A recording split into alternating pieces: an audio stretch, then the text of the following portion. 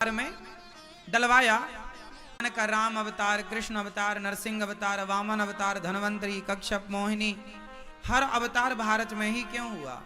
मैया, ओ मोबाइल वाली मैया सुनो मेरी माँ, सारे अवतार भारत में क्यों हुए? क्योंकि भारत में अवतार इसलिए हुए क्योंकि भगवान कहाँ होते हैं? जहां बच्चा होगा वहां मां होगी, जहां बछड़ा होगा वहीं तो गैया होगी, तो जहां भक्त होंगे वहीं तो भगवान होंगे। ये भक्तों की भूमि है, इसलिए 24 अवतार में सारे अवतार भगवान के भारत में ही हुए, क्योंकि भारत ही भगवान का के अनुकूल है। पूरी दुनिया भगवान के अनुकूल नहीं है। भारत में हर मौसम का मजा है। अब देखो सर्दी आने वाली है,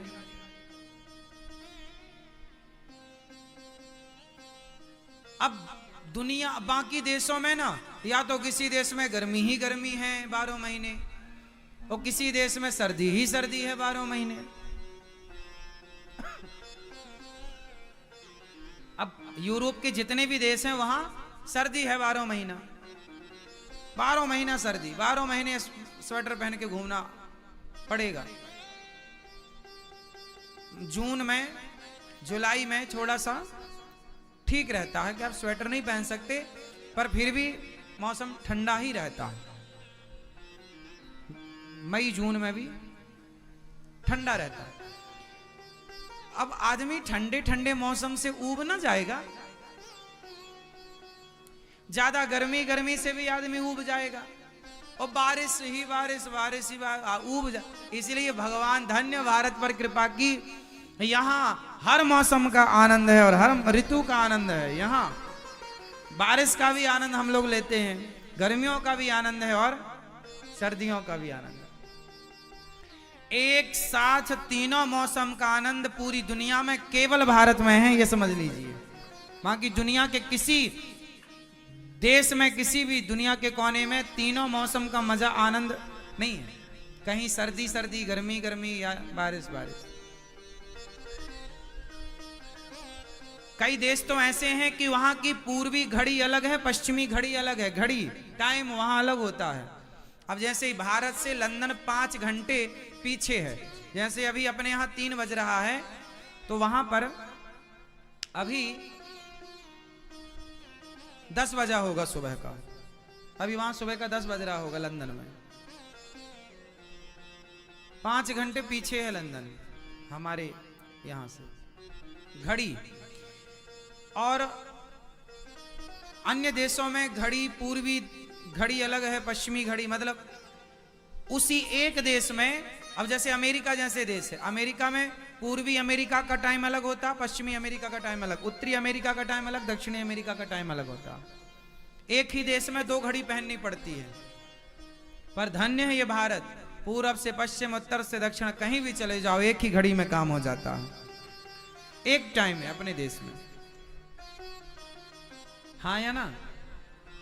हमारे यहां भी सूर्योदय और सूर्यास्त का स्थान, हमारे यहां भारत में सबसे पहले सूर्योदय पता कहां होता है?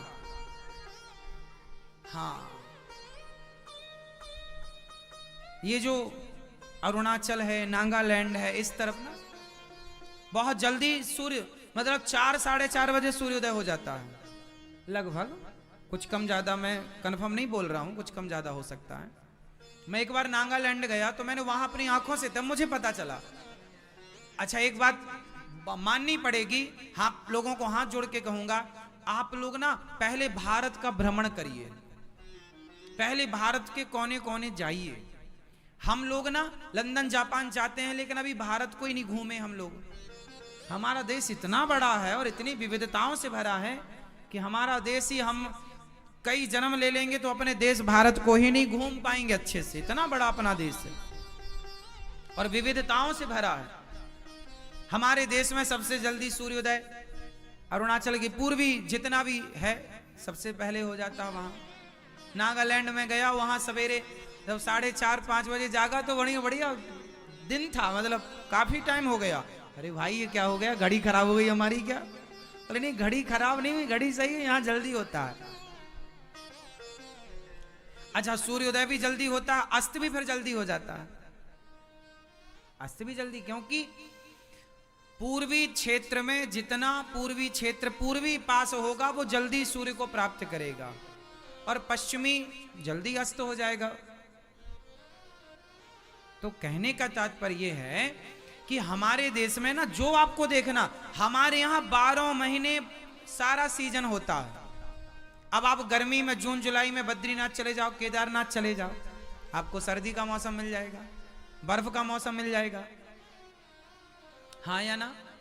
आप जनवरी के महीने में, सर्दी के महीने में आप जगन्नाथ जी चले जाओ, वहां सामान्य टेम्परेचर मिल जाएगा आपको। दक्षिण चले जाओ, सामान्य टेम्परेचर मिल जाएगा आपको।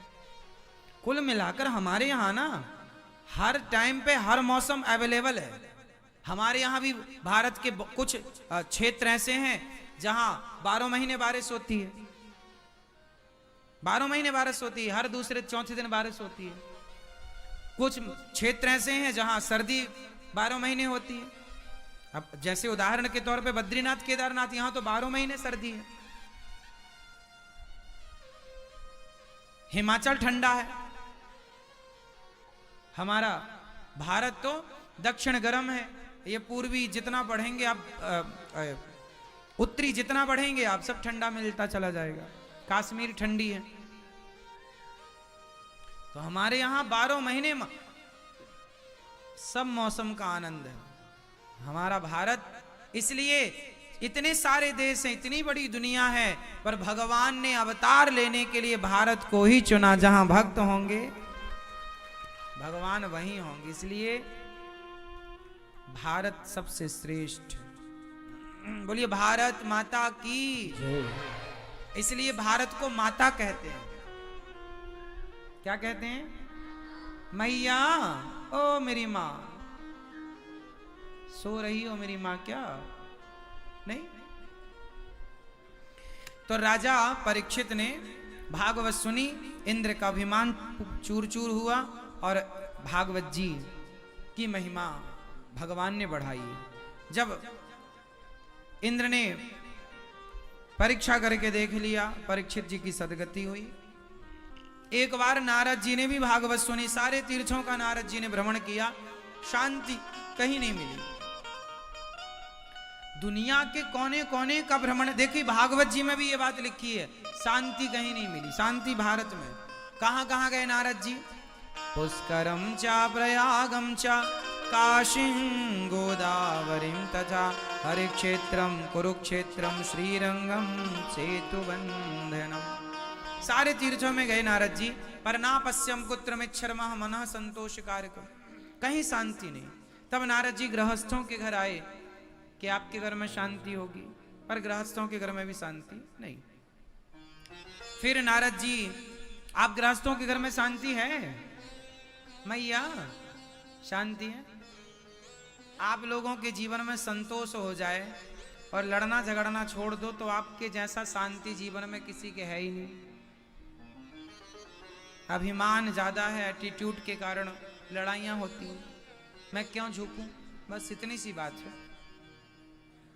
यदि मैं क्यों झुकूं ये वाली बात खत्म हो जाए तो कोई विवाद नहीं है किसी का किसी से। एक अभिमान नहीं मिटता ना। क्या नहीं मिटता? इसके कारण झगड़े होते हैं। मैं नहीं झुकूंगा, बस इसमें झगड़े हैं। और आदमी जरा समझदार हो जाए कि क्या मतलब अभिमान से। ठीक है भाई, मैं छोटा तू बड़ा, चल,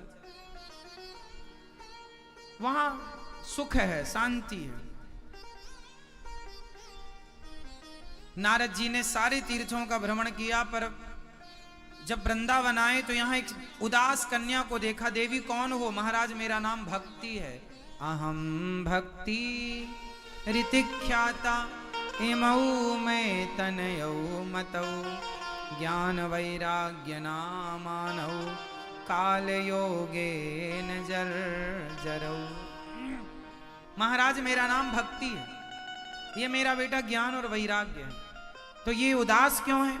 महाराज कलयुग में कोई पूछने वाला नहीं। कलयुग में भक्ति तो ठीक है, ज्ञान वैराग्य परेशान है। तब नारद जी ने भागवत सुनवाई भक्ति को। हरिद्वार की पावन धरा पर सनकादियों ने जब भागवत सुनवाई, तब भक्ति और ज्ञान वैराग्य का भागवत जी से दुख दूर हुआ। देखिए ये वो भागवत जी हैं जो भक्ति ज्ञान वैराग्य को पुष्ट करते हैं। जब भागवत जी सुनवाई तो भक्ति महारानी तो कहा प्रकट हो गई, भक्तों के हृदय में स्थान दिया गया। पर एक प्रश्न खड़ा किया सनकादियों के मध्य नारद जी ने कि महाराज, कोई पापी व्यक्ति भागवत सुने तो तर जाए, क्या पुण्यात्मा तरेगा? क्या पापी से पापी तरेगा? पुण्यात्मा तर जाए कोई बात नहीं, पापी से पापी तरेगा। हाँ, ये माने वह पाप कृतस्तु सर्वदा सदा दुराचारिरता विमार्गिगाः क्रोधाग्निदग्धः कुटिलाश्च कामिनः सप्ताह यज्ञेन कलौ पुनन्ति ते। कितना भी बड़ा पापी हो मेरी माँ, भागवत से तर जाता। कोई तरा? हाँ, धुंधकारी। एक पंडित जी थे, नाम था आत्मदेव। उनकी पत्नी का नाम था श्रीमती धुंधली देवी। क्या नाम था मेरी माँ? धुंधली नाम था। उनके घर में ना पुत्र नहीं था। बहुत यज्ञ जब तप किया पर पुत्र नहीं मिला। आज लोग दुखी हैं इसलिए कुछ नहीं मिला। जो मिला है उसमें सुख नहीं है।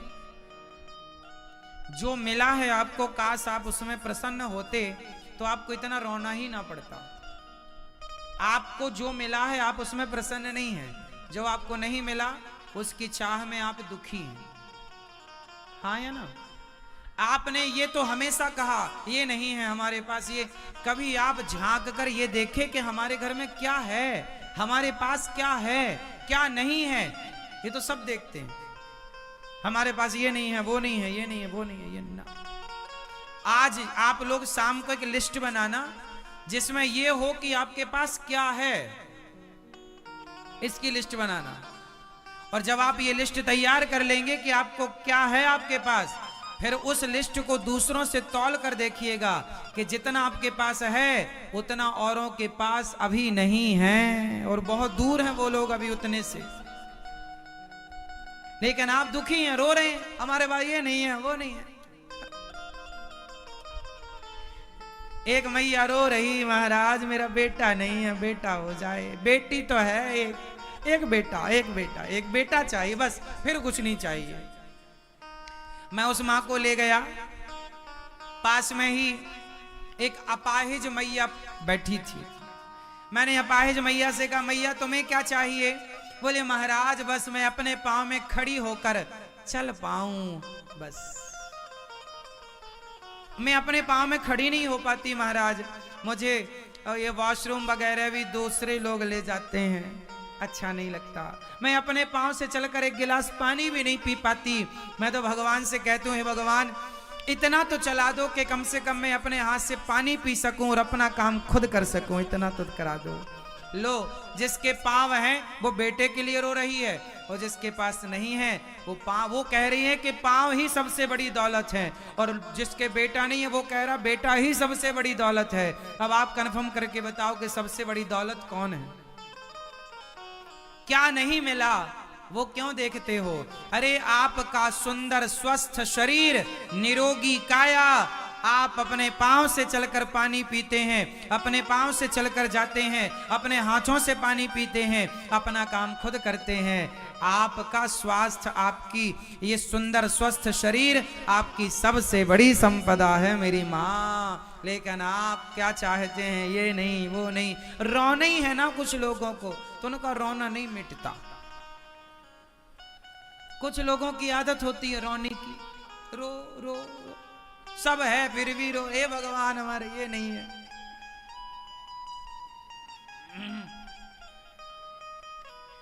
एक मैया के 8 बेटा थे, 7 बेटों के बेटा था, एक बेटे को बेटा नहीं था।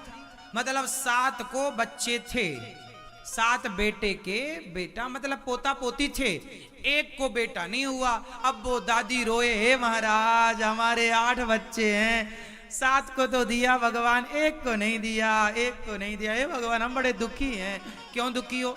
7 को दिया, उसकी खुशी नहीं मना रही बुढ़ापे में मैया। ये नहीं कि नाचे कूदे बुढ़ापे में भजन कर, नहीं, एक को नहीं दिया महाराज, एक को नहीं दिया। तो क्या जरूरत थी इतने पैदा करने की? हाँ, जो है उसकी खुशी नहीं है, उसकी खुशी नहीं मनाई जा रही है, जो नहीं है उसका दुख मनाया जा रहा है। इसलिए लोग आज सुखी कम है, दुखी ज्यादा है। आज के जमाने में सुखी लोग जोर से कम है, दुखी ज्यादा। क्यों? क्यों? क्यों मैया? बेटा बैठ जा, ओ भैया बैठो, बैठा लो उनको वहीं, बैठ जा, बैठ जाइए, अभी मिलते हैं आपसे, बैठ जाइए, वहीं बैठ जाइए। तो कौन ज्यादा है आज के युग में? जोर से बोलो मेरी मां, कौन ज्यादा है? सुखी लोग कम हैं, दुखी ज्यादा क्यों है? उत्तर दो, दुखी ज्यादा क्यों है? क्यों है? क्योंकि जो है उससे वो खुश, जो नहीं है उन्हें उन चीजों की क्या है? चाह। क्या है उन्हें? जोर से क्या है? क्या है? चाह। और चाह जी से लगी तो जी जरा हो गया, और चाह हरि से लगी तो जी हरा हो गया। चाह इनकी हमें हरदम चाहिए, और अगर ये चाहे हमें तो फिर क्या चाहिए? इसलिए चाह खत्म करो। और आप तो दिन में 4 बार चाह पीते हैं, कैसे खत्म होगी? चाह 2 प्रकार की होती है ना, एक तो चाह, एक चाय।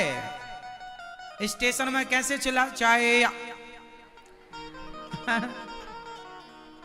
तो जब चाय या हो जाए ना तो वो चाय है, और चाह चाह हो जाए तो वो चाह है ना। तो आप कौन सी वाली चाह रखते हैं, चाय या वाली या चाह वाली? ये चाय भी जो आप पीते हो ये भी स्वास्थ्य के लिए लाभदायक नहीं है। हम नहीं पीते चाय, चाय नहीं पीते, है ना। आप लोग मैया क्यों चाय इतना पीती है? तो चाय पी पी के तुम्हारी चाह बढ़ी है चाय पी पी के चाह बढ़ी है। दोनों ही चाह गलत है, चाय भी गलत है, और चाय को औषधि के हिसाब से लेना चाहिए। चाय में, चाय कैसी पीना चाहिए? पानी डालो, पानी में पत्ती डालो, चाय पत्ती, पत्ती डाल के पकाओ, और चाय पत्ती को जब पक जाए तो उसमें जरा सा नींबू डाल के उसे पियो। वो औषधि आपकी बुद्धि को विकसित करेगी। ये औषधि आपको हफ्ते में 3 बार या 2 बार लेना है। बच्चों को पिलाया करो ऐसे। चाय का दूध से कोई संबंध नहीं है। चाय में जब दूध गिरा तो चाय और दूध मिलते ही, जैसे घी और शहद के मिलते ही एक तीसरा फॉर्म तैयार हो जाता है। जब 2 को जोड़ते हैं तो तीसरा तैयार होता है ना, सिद्धांत है। तो जहर हो जाता है। जैसे शहद और घी दोनों को मिक्स किया जाए तो वो जहर हो जाता है, उसी तरह दूध और चाय का कोई कॉम्बिनेशन नहीं है, वो जहर है आपके लिए। धीरे धीरे चाय पीने वाला धीरे धीरे मरता है, तड़प तड़प करके, बीमारियों से। अनेक बीमारियों का धनी हो जाता है, धन्ना सेठ बन जाता है बीमारियों का। चाय पीने वाला समय के पहले ही मर जाता है। चाय पत्ती को पानी में पकाकर उसमें नींबू निचोड़कर वो पियो, वो बच्चों को पिलाओ। वो बुद्धि का विकास करने में चाय पत्ती सहायक है। चाय पत्ती औषधि है। चाय की खेती होती है आसाम वगैरह में। हम वहां गए, हमने चाय के खेतों को देखा है। चाय एक औषधि है। क्या है? और औषधि को दूध के साथ नहीं लिया जाता, समझो। औषधि को शहद के साथ लिया जाता है। आप जरा सी शहद मिला सकते हैं उसमें, नॉर्मल टेम्परेचर होने पर। चाय में थोड़ा शहद मिला लीजिए। पकाने, शहद को पकाई नहीं जाती, शहद को पकाना नहीं चाहिए। जब चाय को छान लो हल्का सा नॉर्मल पीने लायक हो जाए तो शहद डाल सकते हैं मीठे के लिए। नींबू, शहद और चाय औषधि है, औषधि के तौर पर लो। अब आप लोग ना कुछ भी पिए जा रहे हैं। लंदन में चाय नहीं पीते लोग, लंदन का व्यक्ति चाय नहीं पीता। वहां पे गुटखा नहीं खाता कोई, सिगरेट पीते हैं, गुटखा नहीं खाते कोई भी, गुटखा बिकता ही नहीं। वहां पर चाय कोई नहीं पीता, वहां पर कॉफी पीते हैं। और कॉफी भी मैंने वहां की कॉफी पी। आप लोग, हम लोग एक रत्ती नहीं पी सकते, कोई स्वाद नहीं। लेकिन कहते हैं कि वो कॉफी स्वास्थ्य के लिए उपयोगी है। जो अपने भारत में कॉफी में ना मीठा डाल के, दूध डाल के पी रही है वाली नहीं, वहां सिर्फ कॉफी है। वो उसे एनर्जी ड्रिंक के हिसाब से लेते हैं, वो एनर्जी देती है बस, इस हिसाब। उसे स्वाद से मतलब नहीं होने, वो सेहत को लेकर बड़े तैयार हैं। सेहत के साथ वो अंग्रेज लोग जो हैं वो खाते हैं जिससे उन्हें ज्यादा एनर्जी, वो सलाद ज्यादा खाते हैं। वो आप आश्चर्य मानेंगे, कच्ची भाजी, ये चारा जो खाने योग्य है, चारा मतलब ये नहीं जो हरा भरा चीज ज्यादा खाते हैं। ऐसी चीज, महुआ जानते हैं? महुए की शराब बनती है, वहां पर महुआ मिलता है, महुआ खाते हैं लोग वहां। अपने देश में होता है, कोई नहीं खाता। अपने देश में महुआ होता है, महुआ को बदनाम किए हैं शराब से, शराब बनती है। कच्चा महुआ और सूखा महुआ बहुत फायदा। महुआ समझते हैं मेरी माँ? महुआ बहुत फायदा करता। फुला के खाइए। किससे खाइए? फुला के खाइए। मैया चूहिया आ गई तो कैसे भागी? क्या है? चूहा। लो मेरी माँ, एक चूहा, वो 200 अंग्रेज काहे तुम्हें गुलाम बना लिए? तुम्हें तो एक चूहिया ही गुलाम बना सकती है। सोचिए, 200 आए थे वो और इतने बड़े भारत को गुलाम बना दिया।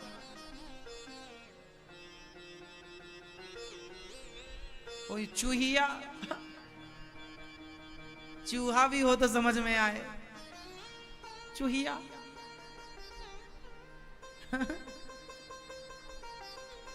और उसमें भी बड़े बड़े उठ गए।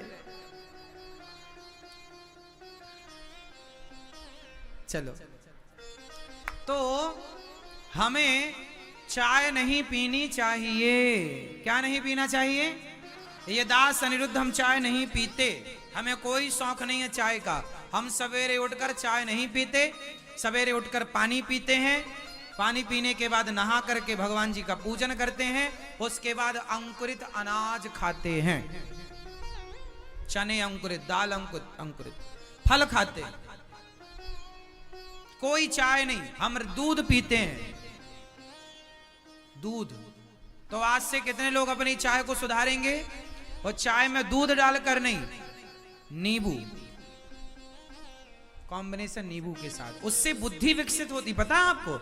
चाय औषधि है, नींबू के संपर्क में आने से उसका अलग फॉर्म होता है और अलग उसका फायदा होता है। इसलिए चाय मतलब, हमारे यहाँ क्या, चाय मतलब शक्कर डालो, शुगर है, मर रहा है आदमी, शुगर नहीं, चाय तो पिएंगे, मरो। शुगर है लेकिन चाय तो पिए। अक्लहीन है हमारे यहाँ, खाने पीने का कोई सिद्धांत नहीं मानते।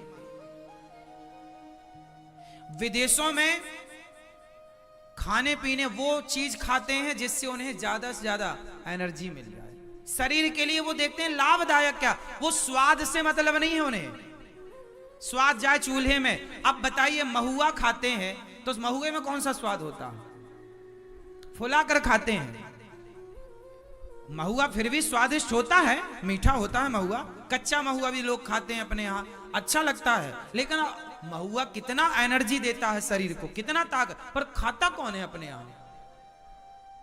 अपने यहां पिज्जा, बर्गर, चाउमीन, ये सब व्यर्थ की चीज है। इसलिए खान पान ठीक करना आपकी जिम्मेदारी है। तो एक पापी आदमी, आत्मदेव जी के कोई संतान नहीं थी, संत जी से प्रार्थना की, संत जी ने एक फल दिया, फल पत्नी को खिलाया, पत्नी को एक बच्चा, उन्होंने संत का फल गाय को खिलाया तो गाय को एक बच्चा हुआ, और बहन से पैसे देकर बच्चा खरीद लिया। तो जो बच्चा खरीदा उसका नाम रखा धुंधकारी। जब धुंधकारी बड़ा हुआ ना माँ, तो उसने अपनी माँ को, अपने बाप को मारा। आज समाज में कुछ बेटे धुंधकारी टाइप के हैं। कैसे हैं? धुंधकारी जैसे, जो अपनी माँ को सताएं, पिता को सताएं, माँ बाप को मारें। यदि बच्चे ना सताते होते माँ बाप को, तो गौरी गोपाल वृद्धाश्रम बनाने की क्या जरूरत थी? यदि जरूरत पड़ी तो समाज की आवश्यकता थी, इसलिए जरूरत पड़ी। गौरी गोपाल वृद्धाश्रम में 272 वृद्ध माताएं रहती हैं, और वो माताएं रहती हैं जिनके अपनों ने सताया, अपनों ने ठुकराया, अपनों ने छोड़ा, बहू ने, बेटे ने छोड़ दिया। हम तो आप लोगों से प्रार्थना, आप में से कितने लोगों ने दर्शन किया वृद्ध माओं का? कितने लोगों ने? टीवी पर जैसा सुना था वैसा है या नहीं? हाँ या ना? है। यहां पर माताएं रहती हैं। हमारी माताएं, जब हम कथा में चले जाते हैं बाहर, तो हमारी माताएं बड़ी याद करती हैं, बहुत याद करती हैं। बेटा कब आओगे? जब जाने लगते हैं तो हर माँ पूछती है बेटा कब आओगे, और आने के बाद फिर पूछती हैं कि बेटा अब तो नहीं जाओगे। आने के बाद पूछती हैं बेटा अब तो नहीं जाओगे। पर क्या करें, इन माँओं की सेवा के लिए बाहर जाना पड़ता है, काम करना पड़ता है, कार्य करना जरूरी है। ये दास अनिरुद्ध जो भी कार्य करता है केवल अपनी उन वृद्ध माओं की खुशी और प्रसन्नता के लिए करता है।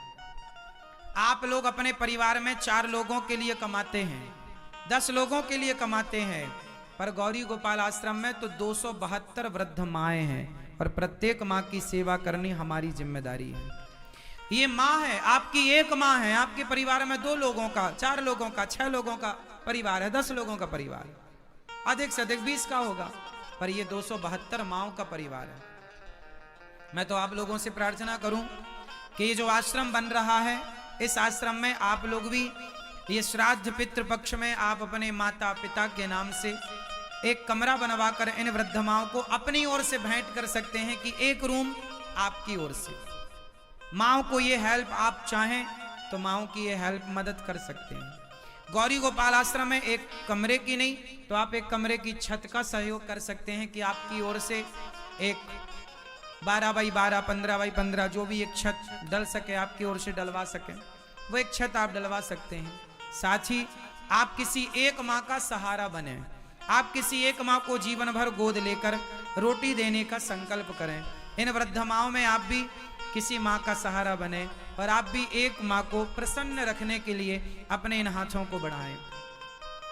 जब आपकी सेवा इन माँओं तक पहुंचेगी, जब आपके द्वारा किसी एक माँ को गोद लिया जाएगा, आपकी माँ के नाम से, देखो बहुत लोगों की माँ इस धरती पर है तो बहुत लोगों की माँ इस धरती पर नहीं है। तो मैं तो कहूंगा जिनकी माँ नहीं है वो लोग भी अपनी माँ को ये ना सोचें कि मेरी माँ नहीं है। गौरी गोपाल आश्रम में किसी एक माँ को आप गोद लेकर एक अपना भाव बना लीजिए कि ये मेरी माँ है, ये माँ है, और जब तक ये माँ रहेगी हम माँ की सेवा करेंगे। माँ की दवाई, माँ को रोटी, माँ को भोजन अपनी ओर से, अपनी कमाई का कुछ अंश निकाल कर इन माँ को देंगे। ये मेरी माँ है, ये सेवा है। आप अपने स्वर्गीय माँ है जिनकी, आप उनके नाम से इन माँओं को जब खिलाएंगे ना, तो जैसे माँ का खाया बच्चे के पेट में चला जाता है गर्भवती स्त्री, उसी तरह जब भक्त खाता है, कोई जरूरतमंद खाता है, तो वो भगवान के पेट में ही तो जाता है। जिनकी माँ है, आप भी किसी एक माँ का सहारा बन सकते हैं। आप भी किसी एक माँ को, ये श्राद्ध पक्ष चल रहा है, मौका अच्छा है, अवसर अच्छा है, किसी एक माँ का सहारा बनिए। साथ ही माँओं की सेवा के साथ साथ यहाँ पर अन्य क्षेत्र की सेवा, हजारों साधु संतों को श्राद्ध पक्ष में आप लोग अपनी ओर से, अब ये संतों को इमरती, रोटी, दाल, चावल, खीर, पूरी, सब्जी का प्रसाद नित्य बट रहा है। आप अपने पितरों के, पूर्वजों के नाम से इस श्राद्ध पक्ष में आप भी इन संतों को प्रसाद जरूर पवाइएगा, जरूर इनको एक दिन की प्रसादी बंटवाइएगा, ताकि आपके अपनों के नाम का ये खाएं। तो ये भजन करने वाले साधु हैं, इनका खाया व्यर्थ नहीं जाएगा। इनका खाया, ये जिनकी रोटी खाएंगे अपने भजन का पुण्य देकर उस पर कृपा जरूर करेंगे। ये संतों की कृपा। संत जिसका, वो कुत्ता जिसका खाता है ना, तो रात भर जाकर उसकी नौकरी करके कुत्ता चुकाता है। तो सोचिए, भगवान का भक्त जब आपकी रोटी खाएगा तो वो अपने भजन का पुण्य देकर आपको मोक्ष का अधिकारी जरूर बनाएगा। इसलिए यहाँ पर अन्य क्षेत्र के संग रसोई चलती, गौरी गोपाल भगवान की रसोई, कोई भी आवे सबको पेट भर भोजन यहाँ रसोई में मिलता है। आप लोगों ने तो देखा है अपनी आंखों से, हजारों लोग प्रसादी पा रहे हैं। एक दिन की प्रसादी आप लोग भी अपनी ओर से बंटवाएं।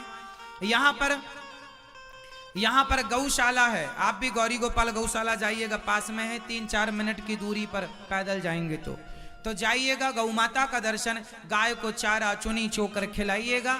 और गाय गौदान करने लायक हैं तो गाय की पूंछ पकड़ के अपना गौदान करके लोक परलोक सवारिए गौरी गोपाल गौशाला में जाकर। और यहाँ गुरुकुल हैं जहाँ बच्चे पढ़ते हैं। आइए, आप में से कुछ दानवीर महापुरुषों ने अपने धन को इन माओं की अन्य क्षेत्र की सेवा से श्राद्ध पक्ष में आपने जोड़ा। आइए उन दानवीर महापुरुषों के नाम श्रवण करते हैं जिन्होंने अपने धन को धर्म से जोड़ा, और भगवान से प्रार्थना करें कि प्रभु इनके धन धान्य को सदा बढ़ाते रहें और इन पर पितरों की कृपा बनी रहे, आशीर्वाद उनका बने और आपका धन धान्य कई गुना बढ़े। श्री राधे। बड़ी सुंदर पावन कथा सदगुरुदेव भगवान के माध्यम से श्रवण करने को मिल रही है। एक बार जोरदार तालियां पूज्य सदगुरुदेव भगवान के लिए। बड़ा ही सुंदर सो अवसर है कि श्राद्ध पक्ष में भगवती ज्ञान गंगा का श्रवण पान कर रहे हैं और अपने पितरों के नाम से जो जैसा बन पा रहा है वैसा कर रहे हैं। वास्तव में आप अपने जीवन का सर्वश्रेष्ठ कार्य तो कर ही रहे हैं, आप अपने पितरों की प्रसन्नता के लिए भी कार्य कर रहे हैं। तो एक बार जोरदार तालियां उनके लिए जिन्होंने अपने पूर्वजों के नाम से, पितरों के नाम से हाथ आगे बढ़ाए हैं। किसी ने माओ को सहारा दिया है तो किसी ने अन्नदान करते हुए यहाँ संत भोजन और भक्त भोजन करवाया है। ऐसे सभी भक्तों के लिए बहुत बहुत धन्यवाद। आइए नाम सुनेंगे। सुपर गोल्ड शूटिंग्स आप प्राइवेट लिमिटेड, भीलवाड़ा राजस्थान से है और आपने भी 50,000 रुपए का योगदान श्राद्ध जैसे पावन पक्ष में दिया है। एक बार जोरदार तालियां इनके लिए। सभी सेवाओं से आप अपने आप को जोड़ रहे हैं। Super gold shootings private limited, Bhilwara Rajasthan से। रंजना सुरेश जी भोगल, आप अन्य क्षेत्र की पावन सेवा के लिए और गौदान की पावन सेवा के लिए इस पितृपक्ष में बसंत बिहार से 50,000 रुपए का योगदान आप भी दे रहे हैं। आपके लिए भी बहुत बहुत धन्यवाद। इसी श्रेणी में नंदे साहू जी, रामकृष्ण साहू जी, आप समस्तीपुर बिहार से 30,005 रुपए। चंद्रकांत जी गुप्ता, अशोक बिहार दिल्ली से 21,000 रुपए। सरला रामस्वरूप जी खंडेलवाल, आप 11,000 रुपए। गीता शर्मा जी रांची से 11,000 रुपए। संजीव शर्मा जी नोएडा से 11,000 रुपए। दासी लोकेश्वरी राजपूत श्री दल्लू सिंह जी राजपूत, आप दुर्ग से 11,000 रुपए। सुदेव जी छावरा सिरसा से 11,000 रुपए। श्रीमती स्वर्गीय कमला देवी जी के नाम से सीकर से 11,000 रुपए। स्वर्गीय बनवारी लाल जी सराब के नाम से 11,000 रुपए। अन्य क्षेत्र की पावन सेवा के लिए धर्मेंद्रपुरी जैसलमेर से 7,000 रुपए। आशा देवी प्रभुदयाल जी अग्रवाल, आप 7,001 रुपए। रुकमणी संतराम जी नागपुर से 5,000 रुपए। राजकुमार जी गुप्ता, मैं देवी गुप्ता के नाम से कानपुर से 51 रुपए। गुरुदयाल सिंह जी, आप सहारनपुर से 51 रुपए। शैलेश जी सरोजी मुंबई से विशेष है। मीना जी मुंबई से विशेष है। उमई देवी जी, आप जीवन राम जी बीकानेर से 2,000 रुपए। दुर्वेश जी अम्बाला से विशेष है। विनय कुमार जी कर्नाटक से विशेष है। मुक्तिनाथ सिंह जी उधम सिंह नगर से विशेष है। सुप्रिया कुंवर जी, सोहन सिंह जी राजपुरोहित, आप अजमेर राजस्थान से विजय है। प्रवीण पांचाल जी, मंजू पांचाल गाजियाबाद से विजय है। हल्कीराम जी पटेल, आप रायसेन से विजय है। बसंती देवी, आप सैदपुर झारखंड से। श्री ओंकार नाथ जी गुप्ता गाजीपुर से। दम्मो यादव जी, आप प्रतापपुर से। राधेश्याम दास जी मासूमत से विजय सहयोग के हाथ आगे बढ़ा रहे हैं। इस श्रेणी में चंद्र प्रकाश बहुखंडी उत्तराखंड से 11,100 रुपए। शांताबाई जी देवास से 21 रुपए। चमरूराम निशा जी रायपुर से विजय है। अजय कुमार जी महंत बेंगलुरु कर्नाटक से 2,100 रुपए। आप अन्य क्षेत्र की पावन सेवा के लिए प्रदान कर रहे हैं। आपके लिए भी बहुत बहुत धन्यवाद। इसी श्रेणी में रानू गुप्ता, मीना शर्मा जी इंदौर से 11,000 रुपए। कृष्ण लाल जी भगवान दास जी गर्ग, आप अन्य क्षेत्र की पावन सेवा के लिए 5 से मल, आप 11,000 रुपए। अन्य क्षेत्र की पावन सेवा के लिए कृष्ण लाल जी भगवान दास जी गर्ग साथ 21,000 रुपए। आप 1 माह की आजीवन सेवा के लिए प्रदान कर रहे हैं। इसी श्रेणी में कंचन भाई जी सनावत से 11,000 रुपए, स्वर्गीय गजानंद जी मंडवाल के नाम से बड़वा से 51 रुपए, सुमन जी खरगोन से 5,001 रुपए, ताराचंद जी किशनपुरा से 4,000 रुपए, गुप्तदान बड़वानी से 21 रुपए, मान सिंह जी आप बरनाला से आप 11,000 रुपए, प्यारी कोरियल जी चितावरा आप मध्य प्रदेश से 2,100 रुपए अन्य क्षेत्र की 52 सेवा के लिए आप प्रदान कर रहे हैं।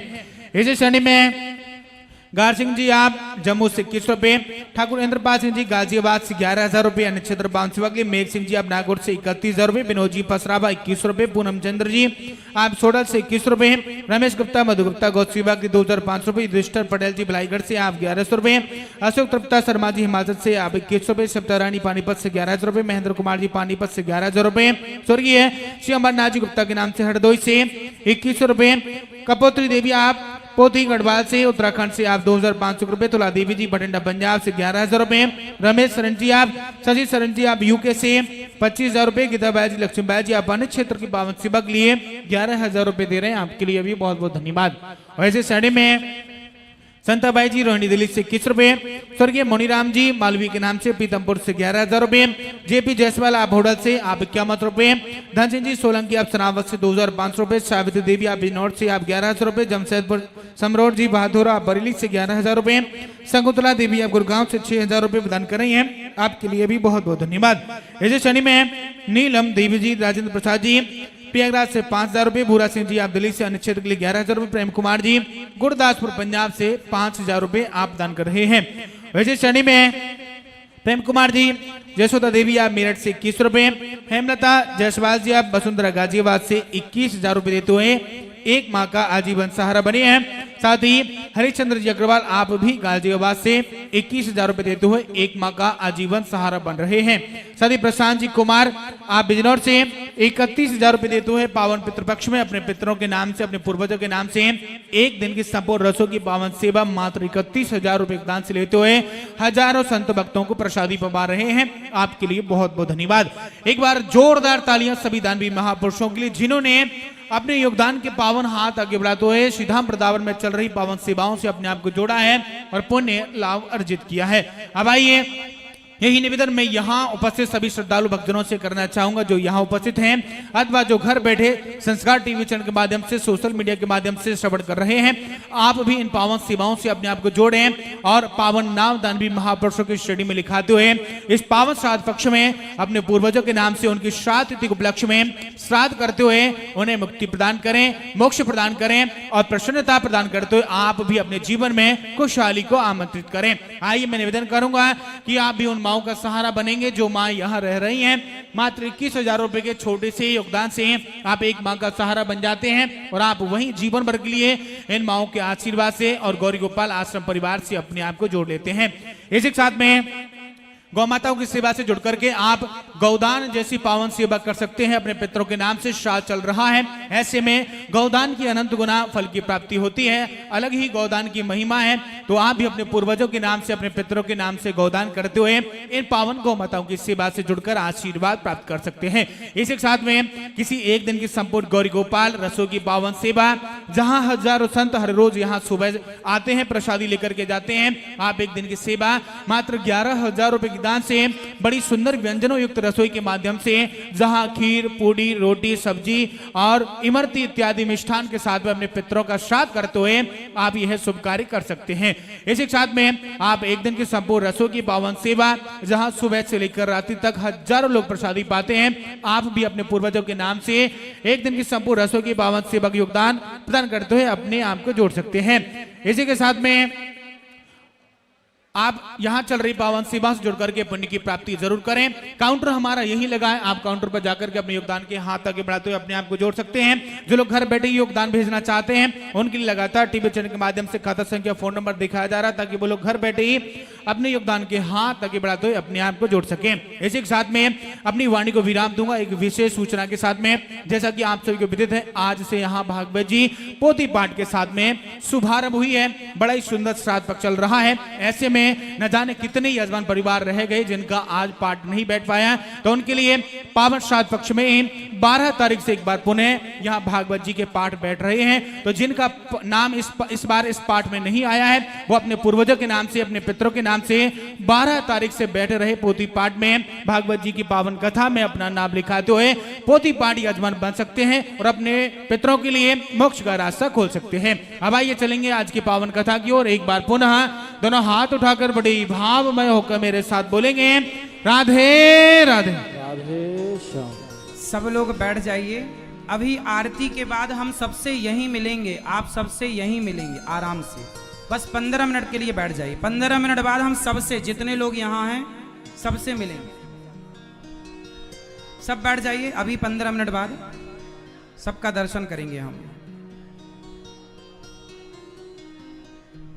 भगवान की कृपा से धुंधकारी जब मरा तो प्रेत बना,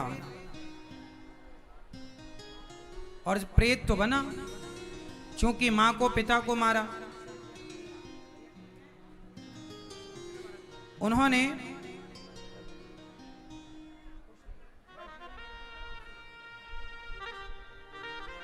प्रेत बना धुंधकारी। जब धुंधकारी प्रेत बना तो गौकर्ण जी ने भागवत जी सुनवाई, और भागवत जी सुनते ही वह प्रेत की योनि से 7 दिन की कथा से बांस की ग्रंथि पर जाकर बैठा। 7 गांठें खुल गईं। प्रेत योनि से धुंधकारी मुक्त हुआ और धुंधकारी भगवान के निज धाम को जाने लगा। गौकर्ण जी ने कहा भागवत जी तो सबने सुनी, धुंधकारी का ही उद्धार क्यों? बोले जितनी लगन और एकाग्रता से इन्होंने सुनी और सुनकर उसका अनुमोदन किया, उन्होंने सुनकर के अपने जीवन में उसका हृदयांगम किया, इसलिए इनकी मुक्ति हो गई और धुंधकारी परम धाम को प्राप्त हुए। तब गौकर्ण जी ने दूसरी बार भागवत सुनाई। जीव मात्र वहां जितने थे सब पर कृपा। भगवान ने धुंधकारी के भैया गौकर्ण जी को हृदय से लगाया परम गति। नारद जी के मध्य, संतों के मध्य भगवान प्रकट हुए। खूब कीर्तन हुआ, भगवान का चिंतन हुआ और नारद जी को, सनकादियों को भगवत दर्शन हुआ। सब भगवत धाम गए। जन्माद्यस्य यतोऽन्वयादितरतस् चार्थे स्वभिज्ञः स्वराट् तेने ब्रह्म हृदय आदि कवये मुह्यन्ते यत्सूरयः तेजो वारिमृदां यथा विनिमयो यत्र त्रिसर्गो मृषा धाम्ना स्वेन सदा निरस्तकुहकम् सत्यम परम धीमहि। जो भगवान सृष्टि उत्पन्न पालन संहार करने वाले हैं, हम उनका ध्यान करते हैं। माता कुंती ने भगवान से दुख मांगा, भीष्म पितामह की परम गति हुई और राजा परीक्षित, भगवान ने उत्तरा के गर्भ की रक्षा की। और भगवान जब परम धाम को चले गए, कलयुग के पहले राजा परीक्षित बने। राजा परीक्षित से एक गलती हो गई, एक संत का अपमान हुआ और राजा परीक्षित ने संत के गले में मरा सांप डाल दिया, जिसके कारण परीक्षित जी को श्राप लगा। और शुकताल जाकर पुत्र को राजा बनाकर हाथ जोड़कर सुखदेव भगवान के चरणामृत लेकर प्रश्न किया, हे गुरुदेव, जिसे 7 दिन में मरना हो उसे क्या करना चाहिए? तो जिसे 7 दिन में मरना हो उसे क्या करना, ये प्रश्न परीक्षित जी का। ये उत्तर हम कल की कथा में आपको देंगे। कल कथा 1 बजे से होगी और आप सभी 1 से 4 संस्कार टीवी पर कथा सुनते हैं, यूट्यूब पर भी आप सुनते हैं। आइए एक बार आप लोग अपना मोबाइल, पर्स, सोना और चांदी कृपया कीमती आभूषणों को संभाल कर रखें, बच्चों का ख्याल रखें। और आइए अब एक बार झूमते हैं, फिर आरती उतारते और आरती के बाद सबसे यहीं पर मिलना होगा। एक बार झूम लेते हैं पहले। ओ मोटे मोटे नैनन के तू,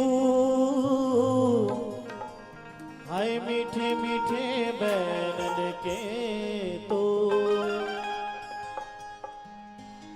सावरी सलोनी सूरत के तू,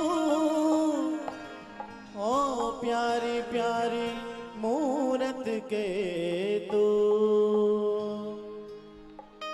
कजरा रे मोटे मोटे तेरे नैन।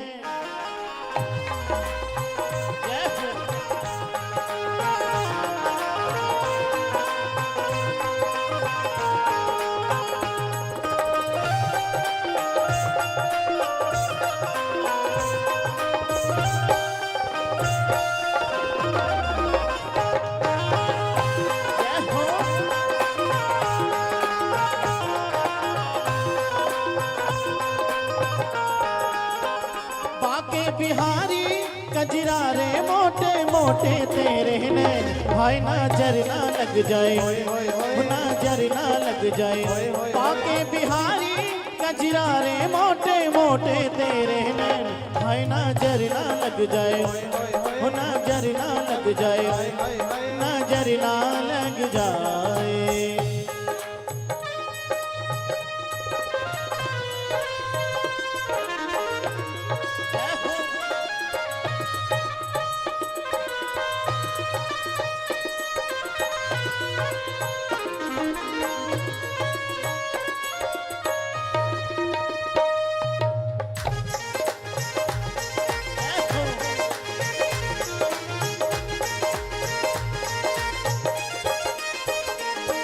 आँखों का काजल वो मेरा जिगर है घायल वो तेरे प्यार में पागल हाँ करी डारी रे गिरधारी मोटे मोटे तेरे ने हाय नजर ना लग जाए वो नजर ना लग जाए बाके बिहारी कजरा रे मोटे मोटे तेरे ने हाय नजर ना लग जाए नजर ना लग जाए नजर ना लग जाए पाके बिहारी कजरा रे मोटे मोटे तेरे हाय नजर ना लग जाए हाय हाय नजर ना लग जाए हाय हाय नजर ना लग जाए हाय हाय हाय नजर ना लग जाए। बोलिए कृष्ण कन्हैया लाल की। आइए आरती का दर्शन। श्रीमन नारायण चरणौ शरणं प्रपद्ये श्रीमते नारायणाय नमः। हरि ओम मां चंद्रमा मनसोर्जातचक्षुः सूर्यो अजायत श्रोत्रादवायुष्य प्राणस्य मुखा जग्निर्जायत। मन में बसा कर तेरी मूर्ति उतारूं मैं गिरधर तेरी आरती। आरती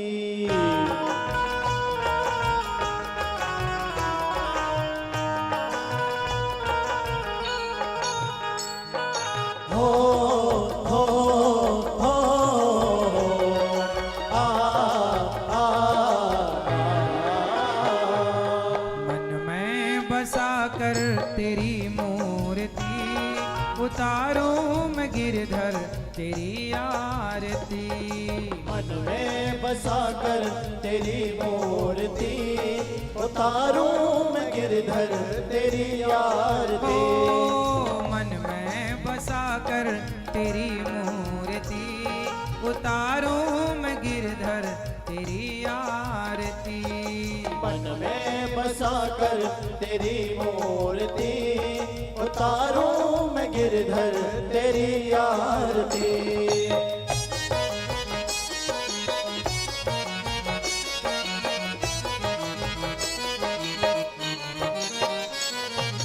हो हो हो आ आ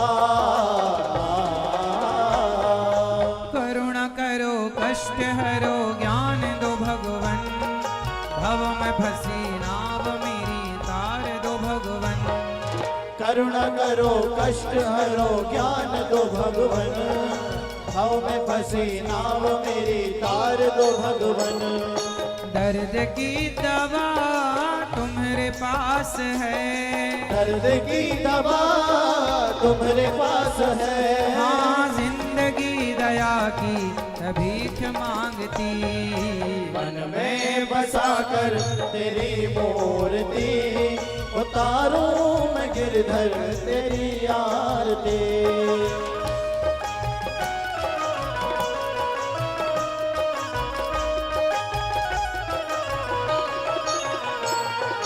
हो हो हो आ आ मांगू तुझसे क्या मैं यही सोचूं भगवन जिंदगी जब तेरे नाम कर दी अर्पण।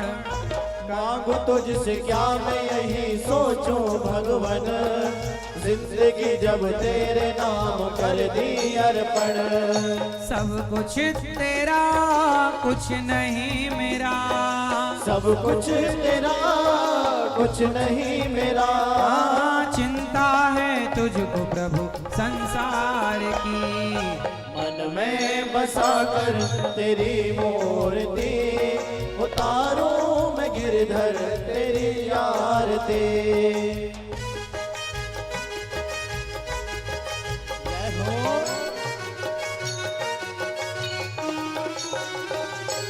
हो हो आ जिसने तेरा नाम लिया उसके जागे भाग, सोते हुए जीवन से अब तो प्राणी जाग। जिसने तेरा नाम लिया उसके जागे भाग, सोते हुए जीवन से अब तो प्राणी जाग। कम है जिंदगी कर लो बंदगी, कम है जिंदगी कर लो बंदगी। प्रभु का हाथ हो तो मौत भी न मारती, मन में बसा कर तेरी मूर्ति, उतारूं मैं गिरधर तेरी आरती। वेद तेरी महिमा गाएं संत करें ध्यान, नारद गुण गान करें छेड़ वीणा तान। वेद तेरी महिमा गाए संत करे ध्यान, नारद गुणगान करे छेड़ वीणा तान। भक्त तेरे द्वार करते हैं पुकार, भक्त तेरे द्वार करते हैं पुकार। दास अनिरुद्ध तेरी गाय आरती, मन में बसा कर तेरी मूर्ति, उतारूं मैं गिरधर तेरी आरती। मन में बसा कर तेरी मूर्ति, उतारूं मैं गिरधर तेरी आरती। भरपूर गौरम करुणावतारम संसार सारम भुजगेन्द्रहारम, सदा वसंतम हृदयारविंदे भवं भवानी शैशं नमामि। वंदारमाला गुणगानगान कृपालमाला शेखराय, दिगंबराय जनिगंबराय नमः शिवाय नमः शिवाय। त्वमेव माता जगदा त्वमेव, त्वमेव बन्धो लोका त्वमेव, त्वमेव विद्या द्रविणं त्वमेव, त्वमेव सर्वं मम देवदेव। गुरुर्ब्रह्मा गुरुर्विष्णु गुरुर्देवो महेश्वरा, गुरुर् साक्षात् परब्रह्म तस्मै श्री गुरवे नमः। अच्युतं केशवं राम नारायणं कृष्ण दामोदरं वासुदेवं, श्रीधरं माधवं गोपिका वल्लभं जानकी नायकं रामचंद्रं भजे। हरे राम राम राम हरे हरे कृष्णा कृष्णा कृष्णा हरे हरे राम राम हरे हरे कृष्णा कृष्णा कृष्णा हरे राम राम हरे हरे कृष्णा कृष्णा कृष्णा हरे राम राम हरे हरे कृष्णा कृष्णा हरे राम राम हरे हरे कृष्णा कृष्णा कृष्णा हरे हरे। नटखट बंसी वाले गोकुल के राजा, मेरी अखियां तरस रही अब तो आजा। नटखट बंसी वाले गोकुल के राजा, मेरी अखियां तरस रही अब तो आजा। आजा नंदलाल तरस रहे नैना, आजा गोपाल तरस रहे नैना, हाँ तरस रहे नैना बरस रहे नैना, तरस रहे नैना बरस रहे नैना, हाँ तरस रहे नैना बरस रहे नैना, बरस रहे नैना। आजा गोपाल तरस रहे नैना, आजा नंदलाल तरस रहे नैना, आजा कृष्णा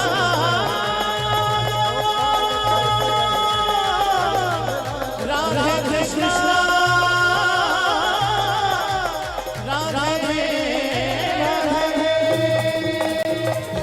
हरि ओम माजलेन सिद्धीकरणं पुष्पैदेवाभिवन्द्रमस्ते अक्षत पुष्पाणि गृहीत्वा मन्त्रपुष्पाञ्जलि जतनेन जन्मय जन्त देवास्तानि धर्माणि प्रथमान्यासन्नाते अनागम महिमानः सचन्द्र यत्र पूर्वे सात्याः सन्ति देवाः एकदन्ताय विद्महे वक्रतुण्डाय धीमहि तन्नो दन्ते प्रचोदयात् सेवन्तिकां बकुलजम्बकपाटलाब्धे पूर्णागजाजगर्भीरसालपुष्पैः बिल्वप्रवाल तुलसीदलमञ्जरी त्वां पूजयामि जगदीश्वर मे प्रसीद नानासुगन्धिपुष्पाणि यथा कालोद्भवानि च पुष्पाञ्जलिर्मया दत्तो गृहाण परमेश्वरा पुराणपुरुषोत्तमाय नमः मंत्रपुष्पांजलिं समर्पयामि। बोलिए वृंदावन बिहारी लाल की जय। भागवत महापुराण की जय। व्यास नारायण भगवान की जय। धर्म की जय हो।